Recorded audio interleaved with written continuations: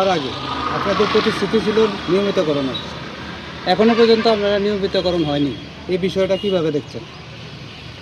এই বিষয়টাকে আমরা এতদিন আইনি বেড়াজাল বেড়াজালে ছিল। তো যাই হোক, আইনি জটিলতা হাইকোর্ট থেকে আমরা রায় পেয়েছি। তো আমরা সরকারের কাছে আবেদন জানিয়েছি। এখন দেখা যাক সরকার কী করে। আমরা এতটুকু আশাবাদী, রাষ্ট্রবাদী সরকার রাষ্ট্রের কল্যাণের জন্য কাজ করে, শিক্ষকদের কল্যাণের জন্য অবশ্যই কাজ করে।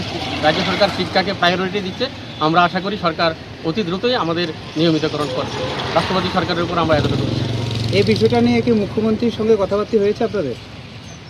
আমাদের মুখ্যমন্ত্রী স্যারের সঙ্গে একবার কথা হয়েছিল। স্যার বলেছিল ব্যাপারটা দেখবেন, এতটুকুই।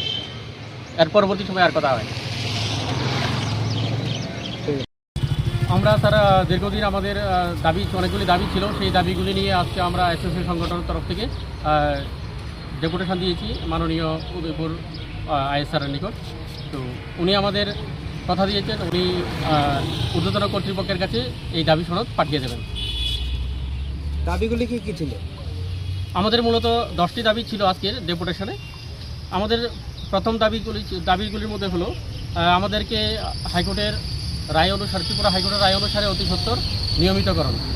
আমাদের কেস সুপ্রিম কোর্ট থেকে উজ্জ্বল করে অতি দ্রুত যেন সরকার আমাদের নিয়মিতকরণ করে, এই জন্য আমরা সরকারের কাছে বিনীত আবেদন করি। আমরা এই রাষ্ট্রবাদী সরকারের কাছে দৃঢ় আশাবাদী। আমরা আমাদের এই দাবিতে সরকার খুব শীঘ্রই সাড়া দেবেন। আমাদের টাইমলি স্যালারি, আমাদের এই মাসেও আমরা আমাদের স্যালারি পেতে উদয়পুরে 10 তারিখ হয়ে গেছে। তো আমরা সমগ্র শিক্ষক শিক্ষিকারা সংসার প্রতিপালন করতে ন্যূনতম টাকা দিয়ে খুব অসুবিধা হয়। তো আমরা সরকারের কাছে আবেদন করছি আমাদেরকে যেন নিয়মিত স্যালারিটা এবং প্রত্যেক নিয়মিত শিক্ষকদের মতো 1 তারিখে দেওয়া হয়। আমাদের তৃতীয় দাবি হচ্ছে আমাদের বিভিন্ন নন টিচিং ডিউটিতে দেওয়া হয়। আমাদের যেমন বিএলও বা অন্যান্য ডিউটি, সমস্ত এক্সট্রা ডিউটিগুলি থেকে আমাদের যেন রিলিফ করা হয়, তার জন্য আমরা আবেদন জানাচ্ছি। আমাদের চতুর্থ আবেদন হচ্ছে আমাদের টিআইসি যারা আছেন আমাদের এসএসএ শিক্ষকের মধ্য থেকে তাদেরকে 300 টাকা অ্যালাউন্স দেওয়া হয়, অথচ যারা রাজ্য সরকারের এমপ্লয় তাদেরকে 1000 টাকা টিচার ইনচার্জ অনারিয়াম দেওয়া হয়। তো আমাদের কেন এই বৈষম্য, আমাদের সঙ্গে কেন এই বৈষম্য করা হবে? এই জন্য আমরা দপ্তরের কাছে আবেদন জানিয়েছি যাতে আমাদেরকেও নিয়মিত শিক্ষকদের সমান 1000 টাকা দেওয়া হয়। আমাদের পঞ্চম দাবি হচ্ছে আমাদের ম্যাডামরা চাইল্ড কেয়ার লিভ পায় না। নিয়মিত শিক্ষকরা চাইল্ড কেয়ার লিভ পায়, আমরা চাইল্ড কেয়ার লিভ পাবো না কেন? আমরা একই কাজ করি, অথচ আমরা চাইল্ড কেয়ার লিভ পাই না। এই জন্য আমরা ডিপার্টমেন্টের কাছে দাবি জানিয়েছি। আমাদের ষষ্ঠ দাবি হচ্ছে পেনশন বেনিফিট। আমাদের মধ্যে অনেক শিক্ষক শিক্ষিকা যারা রিটায়ারমেন্টে চলে যাচ্ছেন তাদেরকে শূন্য হাতে বাড়িতে পাঠিয়ে দেওয়া হচ্ছে, বিন্দুমাত্র তাদেরকে আর্থিক সাহায্য করা হচ্ছে না। এটা খুবই লজ্জাজনক ব্যাপার।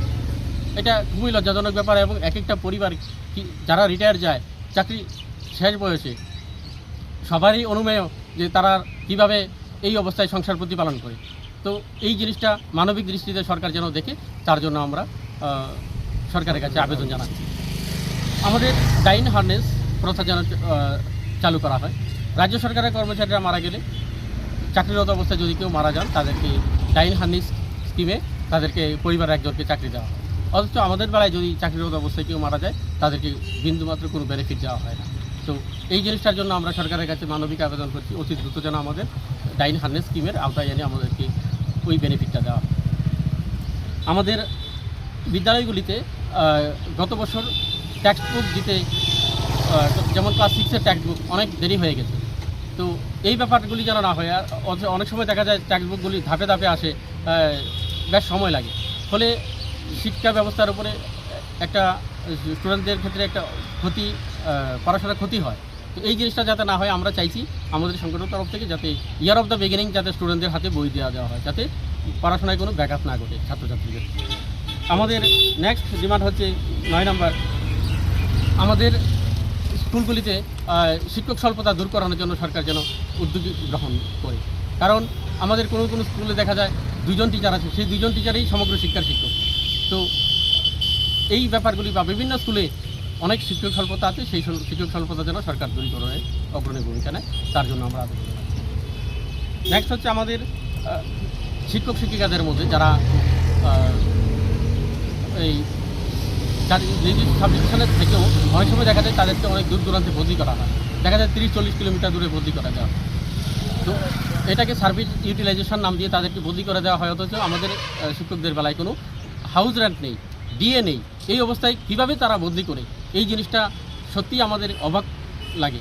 তো এই জিনিসটা যাতে না করা হয় এখন থেকে আমরা এটার জন্য দাবি জানাচ্ছি। পাশাপাশি যেসব শিক্ষক শিক্ষিকাদের দূর দূরান্তে বদলি করা হয়েছে তাদেরকে যেন অতি দ্রুত তাদের স্বস্থানে ফিরিয়ে আনা হয়। এই হচ্ছে আমাদের ডিমান্ড।